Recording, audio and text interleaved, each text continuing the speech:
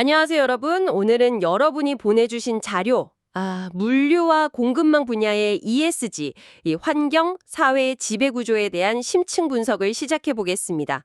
요즘 정말 뜨거운 주제죠. 오늘 저희가 좀 깊게 들여다볼 자료는요. 물류 운송 분야 탄소 배출량 측정 전문 기업이죠. 글렉이라는 곳에서 제공한 분석 보고서입니다. 내용이 상당히 구체적이더라고요. 그래서 이번 시간 저희 목표는 아주 명확합니다. 2025년 바로 지금 물류업계가 딱 마주하고 있는 큰 숙제 두 가지. 그러니까 강화된 운전자 안전관리 문제하고 또 탄소 중립 규제 압박, 이 두 가지 핵심을 좀 파악해 보고요. 이게 여러분의 일 그리고 비즈니스에 어떤 의미가 있는지 같이 좀 이해해 보려고 합니다. 자, 그럼 본격적으로 한번 파헤쳐 볼까요? 사실 저도 처음 자료 딱 봤을 때는 또 규제인가? 부담 늘겠네. 약간 이런 생각이 먼저 들었는데 보다 보니까 이거 관점을 좀 바꾸면 오히려 새로운 기회가 될 수도 있겠다 싶더라고요. 그럼 첫 번째 과제부터 한번 짚어보죠. 운전자 안전관리입니다. 이게 왜 갑자기 이렇게 중요해진 건가요? 최근에도 부각되는 것 같은데? 네, 그 배경에는 좀 안타까운 현실이 있습니다. 이 자료에서도 지적하고 있는데 2024년 고용노동부 발표 기준으로 보면요. 전체 산업재해 사망자가 589명인데 그중에서 운송업 종사자 비율이 계속 늘고 있다는 거예요. 운송업 재해 비율이요? 네, 이게 그냥 숫자가 아니라 정부 입장에서는 더 이상 그냥 둘 수 없다. 이렇게 판단하게 된 아주 결정적인 계기가 된 거죠. 그래서 물류 운송업계를 대상으로 안전관리 의무를 정말 대폭 강화하고 나선 겁니다. 이제 뭐 하면 좋은 것, 이 정도가 아니라 무조건 해야 하는 것이 된 거죠. 재해 비중이 늘고 있다니 이건 정말 심각한 문제네요. 그럼 구체적으로 어떤 의무들이 딱 강화가 된 건가요? 현장에서는 변화를 크게 느낄 것 같은데요. 네, 몇 가지 정말 중요한 변화들이 있습니다. 우선 상시 근로자 50인 이상 사업장은요, 이제 의무적으로 안전보건관리체계라는 걸 구축하고 제대로 운영해야만 합니다. 안전보건관리체계요? 네. 그리고 DTG, 그 디지털 운행기록지 아시죠? 이 데이터를 그냥 갖고만 있는 게 아니라 의무적으로 제출해야 하고요. 여기서 더 나아가서 운전자분들 휴식 시간, 이거 법적으로 보장되고 있는지 실시간으로 모니터링하는 수준까지 요구하고 있습니다. 실시간 모니터링까지요? 이야, 생각보다 훨씬 촘촘해졌네요. 그럼 만약에 이걸 위반하면 페널티는 어느 정도인가요? 네, 이게 절대 가볍지가 않습니다. 뭐 위반 사항의 경중에 따라 좀 다르겠지만 최대 10억 원, 정말 10억 원에 달하는 과징금이 부과될 수 있습니다. 기업 입장에서는 이거 상당한 부담이죠. 10억 원 과징금도 정말 큰데 특히 2025년부터는 처벌 수위 자체가 달라진다. 이런 얘기를 들었습니다. 이게 가장 큰 변화라고 봐야 할까요? 네, 정확히 보셨습니다. 그 부분이 정말 핵심 중의 핵심입니다. 바로 중대재해 처벌 등에 관한 법률, 우리가 보통 중대재해처벌법 이렇게 부르잖아요. 네네, 중대재해처벌법. 이 법의 적용이 훨씬 더 엄격해집니다. 만약에 운전자 사망사고 같은 중대산업재해가 발생했는데 기업이 이 안전보건 확보 의무를 제대로 안 했다, 이게 밝혀지면요. 해당 기업의 대표이사나 경영책임자, 이분들이 직접 형사처벌을 받을 수 있게 됩니다. 형사처벌이요? 그건 뭐 벌금이나 과징금하고는 아예 차원이 다른 이야기 아닌가요? 맞습니다. 단순 벌금 수준이 아니에요. 법정형이 1년 이상의 징역 또는 10억 원 이하의 벌금입니다. 이 1년 이상 징역형의 하한선이 있다는 게 이게 굉장히 강력한 처벌 의지를 보여주는 거거든요. 이건 정말 기업의 존폐에도 영향을 미칠 수 있는 그야말로 경영 리스크의 최전선에 놓인 문제가 된 겁니다. 와, 대표이사가 직접 처벌 대상이 된다. 이러면 안전관리에 대한 기업의 책임감이 정말 막중해졌네요. 단순히 뭐 비용 문제가 아니라 이건 진짜 경영의 핵심 과제가 된 거군요. 자, 그럼 이제 두 번째 과제로 넘어가 볼까요? 탄소 중립 압박. 이건 안전 문제보다 어쩌면 훨씬 더 광범위하고 복잡해 보이는데요. 먼저 스코프3 배출량이라는 용어. 이게 도대체 뭐고 왜 그렇게 중요한 건지 이것부터 좀 설명해 주시겠어요? 네, 스코프 3. 이게 ESG, 특히 환경, 이쪽에서는 이제 빼놓을 수가 없는 아주 핵심 개념이 됐습니다. 기업 활동으로 나오는 온실가스를 크게 세 가지 범위로 나누는데요. 스코프 1은 기업이 직접 공장 굴뚝에서 태우는 거 이런 거고요. 스코프 2는 쓰는 전기 같은 거 만들 때 나오는 간접 배출이고요. 네, 직접 배출이랑 에너지 사용. 그렇죠. 스코프 3는 이 두 가지를 뺀 나머지 전부입니다. 기업의 전체 가치사슬, 그러니까 원자재 조달부터 생산, 운송, 고객이 제품 쓰는 거, 나중에 폐기하는 것까지 이 모든 과정에서 나오는 간접 배출을 다 포함하는 거예요. 아, 그렇다면 물류나 운송 활동은 대부분 고객사, 그러니까 물건 맡기는 화줄 기업 입장에서는 스코프 3에 해당하게 되겠네요. 바로 그 점입니다. 그래서 이게 중요해진 거예요. 예를 들어 제가 자동차 부품을 만드는 회사라고 해볼게요. 그럼 제가 부품 만드는 공장에서 나오는 배출, 스콥 1하고 공장에 들어오는 전기 만드는 배출, 스콥 2 말고 원자재 공급받을 때 운송, 또 제가 만든 부품을 완성차 업체에 납품할 때 운송, 여기서 나오는 탄소 배출은 전부 제 회사의 스콥 3 배출량이 되는 겁니다. 아하. 이제 글로벌 기업들이 자기들 직접 배출량만 신경 쓰는 게 아니라 협력사, 특히 물류 파트너들한테까지 당신네들 탄소 배출량 관리하고 줄이세요. 이렇게 요구하기 시작한 거죠. 쉽게 말하면 여러분 트럭에서 나오는 배출량이 이제 여러분 고객사한테도 아주 중요한 문제가 됐다는 겁니다. 내 배출량이 고객사 문제가 된다. 와, 이건 정말 큰 변화인데요. 그럼 구체적으로 글로벌 고객사들은 물류 파트너에게 어떤 것들을 요구하고 있나요? 자료에 나온 내용들 보니까 상당히 구체적이던데요? 네, 요구사항이 점점 더 명확해지고 있어요. 자료에 따르면요. 첫째, 운송거리, 화물 무게, 어떤 운송수단을 썼는지 이런 걸 바탕으로 탄소 배출량을 정확하게 계산해서 데이터를 달라는 요구가 이제 기본이 되고 있습니다. 그냥 대충 이 정도 나왔어요. 이게 아니라 신뢰할 수 있는 데이터를 원하는 거죠. 정확한 데이터. 네.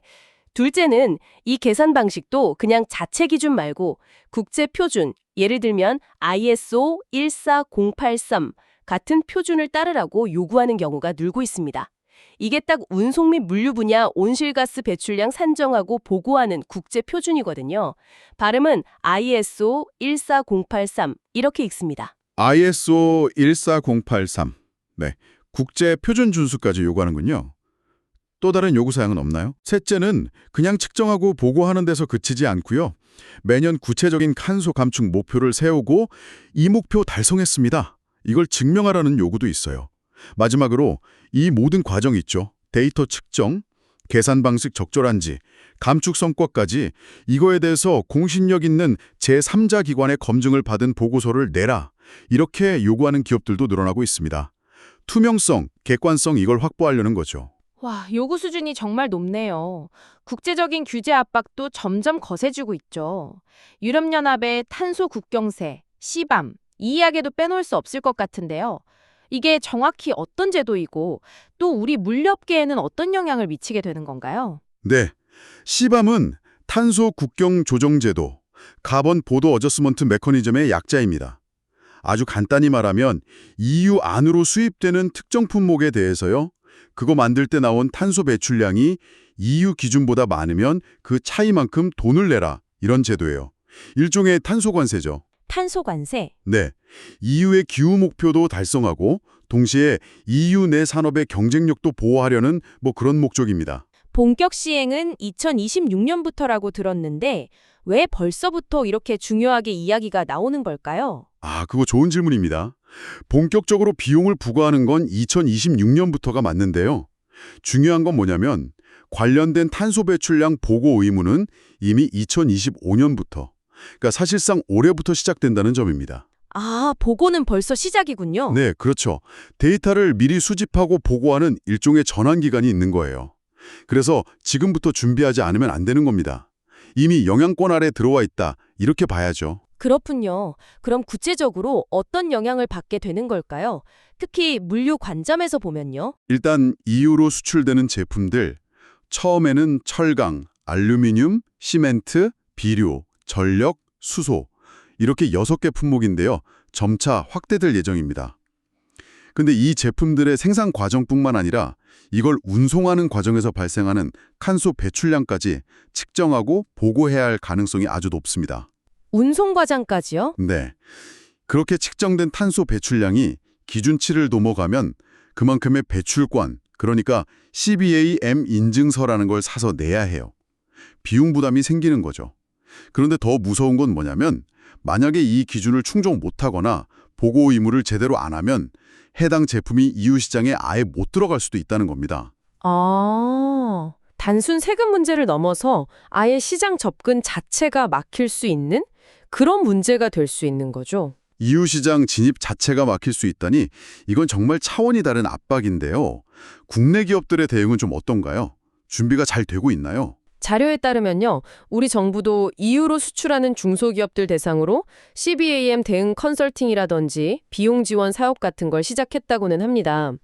근데 물류업계 전반, 특히 중소물류기업들의 경우에는요, 이 스코프 3 배출량을 정확히 측정하고 관리할 시스템이나 전문 인력을 갖추는데 아직 좀 어려움을 겪고 있다 이런 지적이 많아요. 아직은 좀 준비가 미흡하다는 거죠. 국제적인 규제 말고 우리나라 자체적인 움직임도 있다고요? K-텍소노미, 이건 또 뭔가요? 아, K-텍소노미? 이건 말 그대로 한국형 녹색 분류 체계입니다. 어떤 경제활동이 환경적으로 지속 가능한, 그러니까 진짜 녹색 활동인지를 판단하는 정부와 금융권의 기준 또는 가이드라인이라고 보시면 돼요. 녹색 활동 기준이요? 네. 친환경인 척하는 그린워싱을 좀 막고 진짜 녹색 금융을 활성화하려는 목적이죠. 이게 2025년부터 본격적으로 적용될 예정인데 물류산업도 당연히 이 기준의 영향을 받게 됩니다. 물류업계에는 이 K-텍소노미가 구체적으로 어떻게 적용될 수 있을까요? 금융권의 착한 기업 리스트? 약간 이런 느낌일까요? 네, 비슷합니다.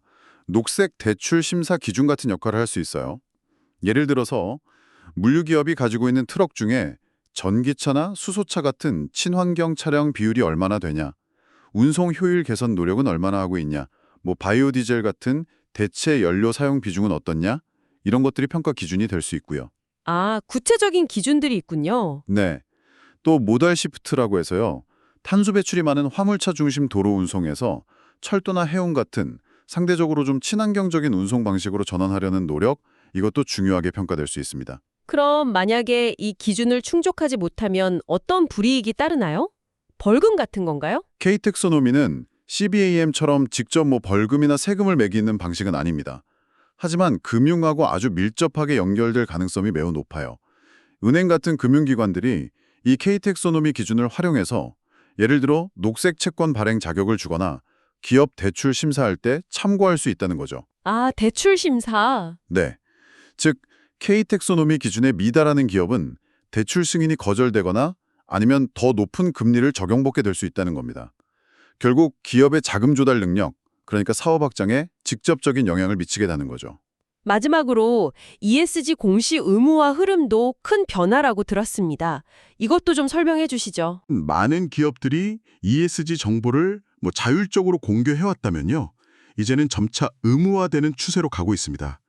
특히 국제회계기준 IFRS 재단 산하에 있는 국제지속가능성기준위원회 ISSB라고 있거든요. ISSB요? 네, 여기서 발표한 ESG 공시 기준이 이제 글로벌 표준으로 자리 잡으면서 이 흐름이 아주 빨라지고 있습니다. 우리나라도 이 기준을 바탕으로 해서 상장사를 중심으로 단계적으로 ESG 공시를 의무화할 계획이고요. ISSB 기준이요. 그럼 물류 기업들은 구체적으로 어떤 정보들을 공시해야 하는 건가요? 내용이 많을 것 같은데요. 네, 공시 내용은 크게 환경 E, 사회 S, 지배구조 G 이렇게 나뉩니다. 환경 E 측면에서는요. 기후변화가 우리 사업에 미치는 위험과 기회가 뭔지, 그리고 앞서 말한 스코프 1, 2, 3, 스코프 1, 2, 3 각각의 탄소 배출량 현황은 어떤지, 기후변화 시나리오 분석 결과는 어떻고, 또 탄소 감축을 위한 구체적인 이행 계획과 목표는 무엇인지 이런 것들을 아주 상세히 공개해야 합니다. 스코프 배출량은 여기서 또 강조되죠. 환경 외에 사회 S나 지배구조 G 측면에서는 어떤 정보가 중요하게 다뤄지나요? 사회 S 영역에서는 아까 저희가 이야기 나눴던 운전자 안전보건 관리 현황, 이게 중요하고요. 또 공급망 내 인권 문제 실사 결과나 개선 노력, 협력사와의 공정거래, 동반 성장 노력 같은 전반적인 공급망 관리 현황 등이 중요하게 다뤄집니다. 네, 안전이랑 공급망. 그리고 지배구조 준본에서는 ESG 관련 사안을 이사회가 어떻게 감독하고 관리하는지, 그 체계, 관련 위험관리 프로세스는 어떤지, 그리고 ESG 성과와 연계된 보상 체계라든지 핵심 성과 지표, KPI 같은 것들을 투명하게 공개해야 합니다. 결국 기업의 지속 가능성이랑 관련된 중요한 정보는 거의 다 공개 대상이 될 수 있다. 이렇게 보시면 됩니다. 와, 이렇게 쭉 들어보니까 운전자 안전관리 그리고 탄소 중립 이 두 가지 규제가 정말 양쪽에서 확 밀려오는 파도처럼 느껴지네요. 단기적으로 보면 시스템 구축이나 인력 충원 같은 비용 부담이 상당할 것 같은데요. 네, 솔직히 말씀드리면 단기적인 비용 그리고 노력 투입 이거 피할 수는 없습니다. 새로운 규제에 맞춰서 시스템 바꾸고 데이터 관리하고 또 보고서 작성하고 이 과정은 분명히 부담이죠. 저희가 컨설팅 현장에서도 이런 어려움들 많이 듣습니다. 그렇죠. 하지만 이 자료에서는 여기서 한 발 더 나아가서요. 이런 부담을 넘어서 장기적으로 보면 이게 오히려 기업의 체질을 개선하고 경쟁력을 강화하는 아주 결정적인 기회가 될 수 있다. 이렇게 강조합니다. 특히 이 두 가지 과제를 따로따로가 아니라 함께 관리하는 것. 이 통합 관리의 시너지 효과에 주목해야 한다고 이야기하고 있어요. 통합 관리의 시너지 효과요? 안전 관리하고 환경 규제 대응이 어떻게 시너지를 낼 수 있다는 거죠? 좀 구체적인 예를 들어주실 수 있나요? 아주 좋은 질문입니다. 이게 핵심인데요. 예를 한번 들어보죠. 아까 운전자 안전관리 의무 때문에 DTG, 그 디지털 운행 기록계 데이터 제출이 필수라고 말씀드렸잖아요. 네, DTG 데이터요? 이 데이터를 단순히 그냥 규제 당국에 제출하는 용도로만 쓰는 게 아니고요. 내부적으로 이걸 아주 적극적으로 활용하는 겁니다. 운전자의 급가속, 급감속, 급회전, 공회전 시간 같은 운전 습관 데이터를 분석하는 거죠. 운전 습관 데이터 분석. 네, 감이 오시죠? 이 분석 결과를 바탕으로 운전자분들께 맞춤형 피드백을 드리고 교육을 하면 위험한 운전 행동이 줄어들어서 사고율 감소, 즉 안전성 향상으로 이어지겠죠. 네, 그렇죠. 근데 여기서 끝이 아니에요. 안전 운전 습관은 대부분 연비 효율적인 운전 습관하고 일치합니다. 급가속, 급감속 줄이고 정속 주행하면 기름 덜 먹잖아요. 맞아요. 연비운전. 네, 즉 안전 운전을 장려하는 게 곧바로 탄소 배출량 감소, 그리고 유류비 절감으로 이어지는 그야말로 일석삼조의 효과를 낳는다는 겁니다. 와, 그건 정말 흥미로운 연결고리네요. 안전을 챙기는 활동이 자연스럽게 환경 규제 대응이랑 비용 절감으로 이어진다니. 이거 정말 생각의 전환이 필요한 부분이군요. 그렇습니다. 여기에 더해서 사고 발생률이 낮아지면 당연히 차량 보험료도 절감될 수 있겠죠. 장기적으로 보면 이거 상당한 비용 절감 효과가 있습니다. 보험료 절감까지. 네. 그리고 한 걸음 더 나아가서 이렇게 안전관리, 환경관리를 체계적으로 잘하고 있다는 것을 외부에 적극적으로 알리고 예를 들어 관련 인증을 받거나 ESG 평가에서 좋은 등급을 딱 받으면 어떻게 될까요? 요즘 탄소 배출량 감축에 정말 사활을 걸고 있는 대형 화주 기업들한테는 굉장히 매력적인 파트너로 보일 수 있다는 겁니다. 그렇죠. 고객사 입장에서. 네. 실제로 우리 물류 파트너의 ESG 수준이 중요합니다. 이렇게 명시적으로 요구하는 기업들이 늘고 있고요. 이건 곧 신규 고객 유치나 기존 고객과의 계약 연장에 아주 결정적인 경쟁 우위가 될 수 있는 거죠. 실제로 이렇게 통합 관리를 통해서 성과를 거둔 기업 사례도 있나요? 자료에 언급된 게 있었던 것 같은데? 네. 자료에서는 그 글로벌 물류 공룡들이죠. DHL이나 FedEx 같은 기업들의 사례를 언급하고 있습니다. 이 회사들은 일찍부터 안전관리랑 환경규제 대응을 별개로 보지 않고 통합적인 시스템으로 관리하는 전략을 채택했다는 거예요. 통합 시스템이요? 네, 그 결과 운영 효율성을 높여서 실제 운영 비용을 최대 20%까지 절감했고 동시에 ESG를 중시하는 고객들로부터 신규 계약을 30%나 늘리는 이런 가시적인 성과를 거뒀다고 합니다.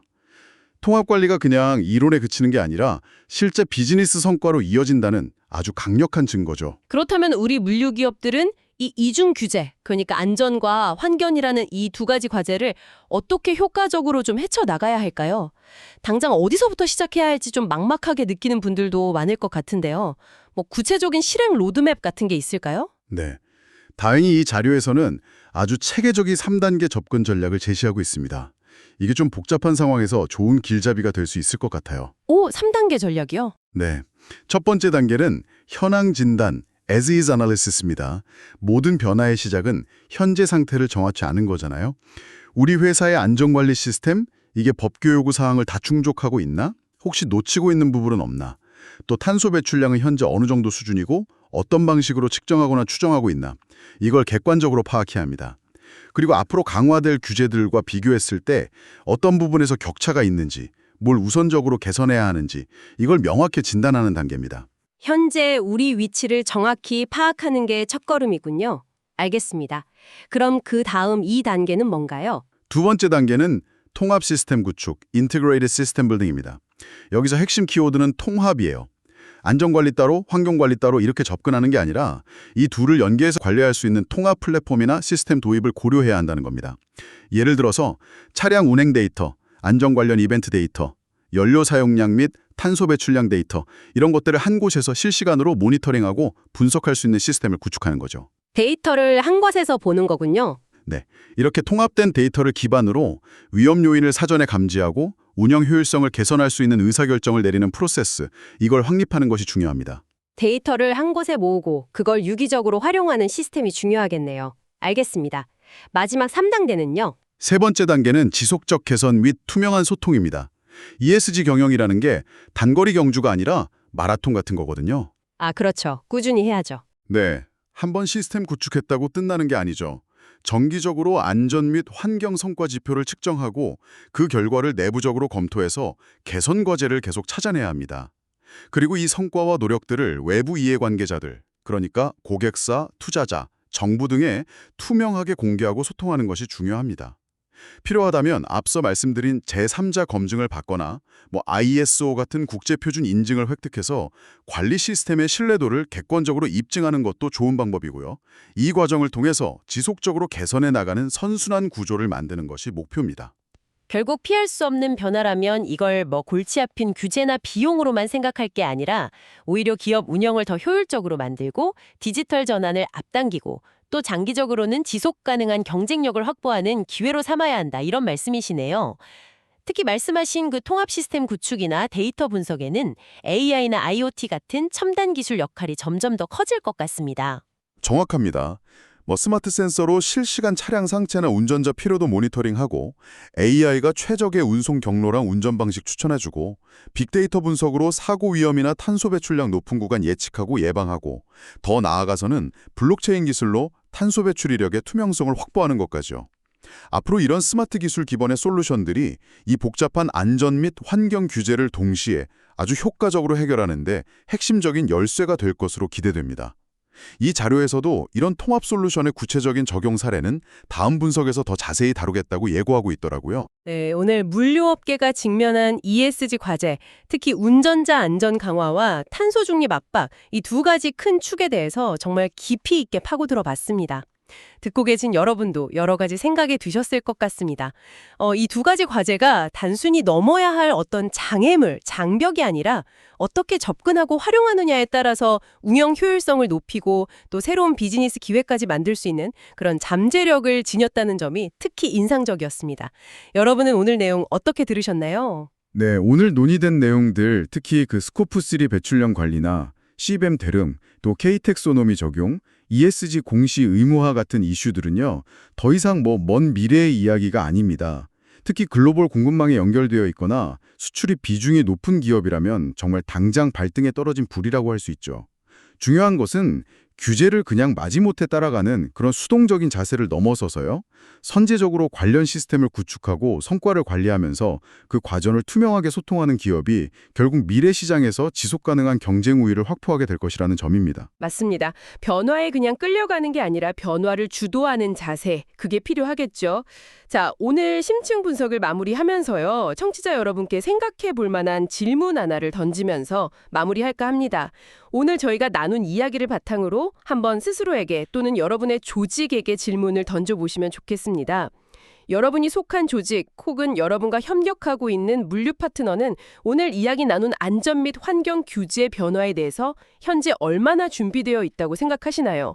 그리고 만약 아직 좀 부족한 부분이 있다면 이러한 변화를 단순히 비용으로만 여기지 않고 오히려 운영 효율성을 높이고 경쟁력을 강화하는 실질적인 기회로 만들기 위해서 가장 먼저 시작해야 할 일은 무엇이라고 생각하시나요? 오늘 저희가 준비한 이야기는 여기까지입니다.